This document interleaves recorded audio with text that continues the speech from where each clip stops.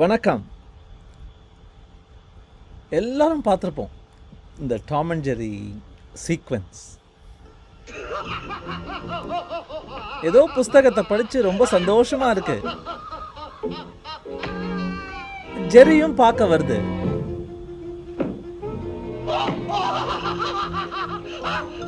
தான் மட்டும்தான் பார்ப்பேன்னு சொல்லுது.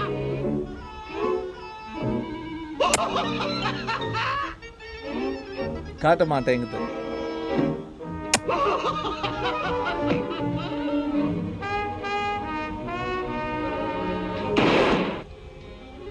We think that's a good trap.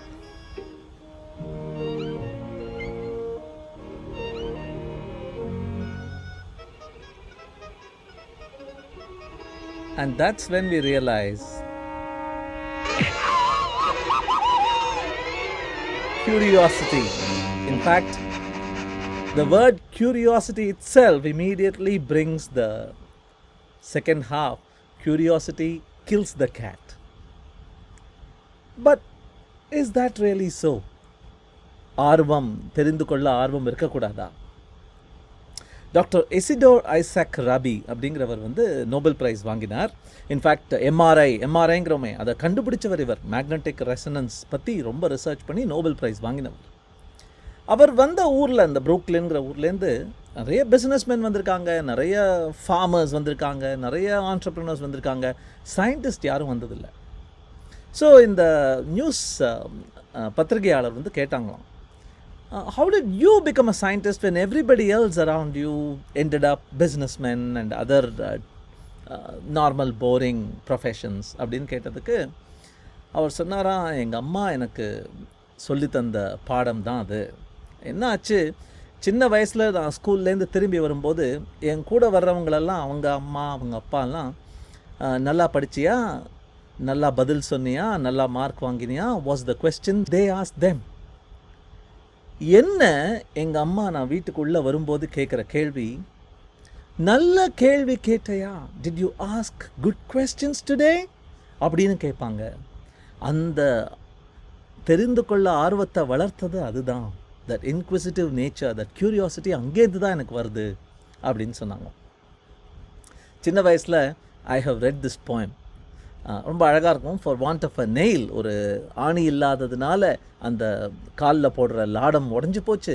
லாடம் உடஞ்சி போனதுனால குதிரைக்கு பிரச்சனையாச்சு. குதிரைக்கு பிரச்சனையானதுனால போர் வீரன் விழுந்துட்டான். போர் வீரன் விழுந்ததுனால அந்த போர் தோக்க வேண்டியதாக போயிடுத்து.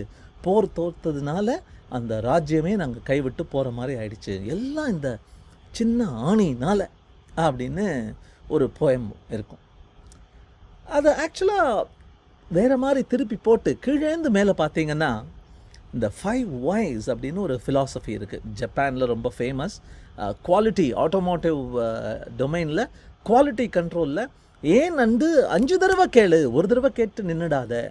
போர் தோத்தோமா அப்படின்னு விட்டுறாத. போர் தோத்தோம் ஏன், ஒரு போர் வீரன் இல்லாததுனால. போர் வீரன் இருக்கல ஏன், குதிரை அவனுக்கு இல்லாததுனால. குதிரை ஏன் இருக்கல ஏன் கண்டுபிடி அப்படின்னா, குதிரைக்கு லாடம் சரியாக அடிக்கலை. லாடம் ஏன் அடிக்கலை அப்படின்னா ஒரு ஆணி விழுந்து போச்சு.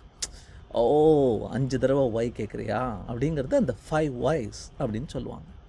இன்ஃபேக்ட் இந்த 5 why பண்ணும்போது இந்த ஏங்கிறதுக்கு சரியான காரணம் சம்டைம்ஸ் நம்ம மிஸ் பண்ணிவிடுவோமா இருக்கும்.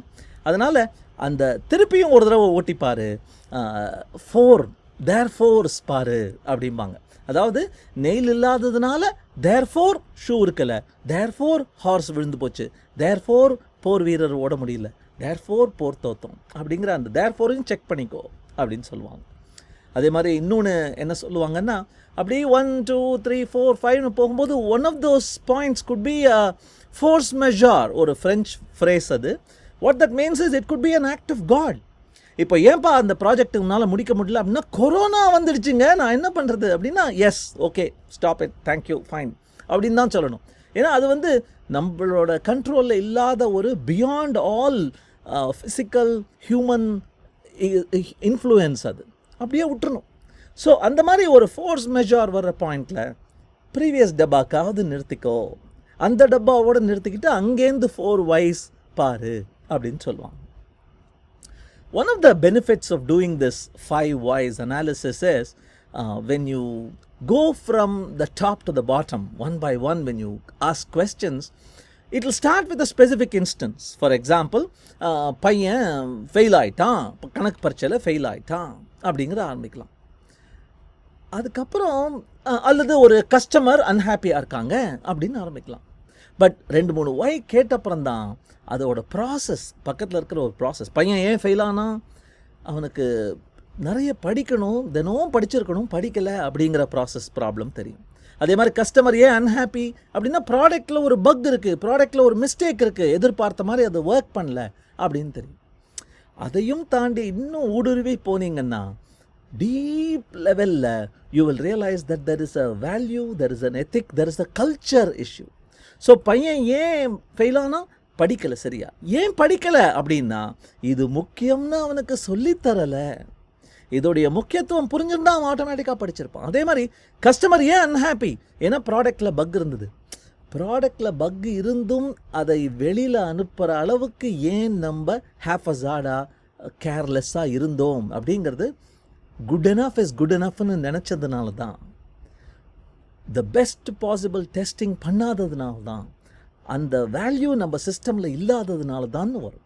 ஸோ ஒன் பர்சனை குற்றச்சாட்டு பண்ணாமல் அந்த ப்ராசஸை கைடு பண்ணுற அந்த கல்ச்சர் அப்படின்னு வந்து நிற்கும்.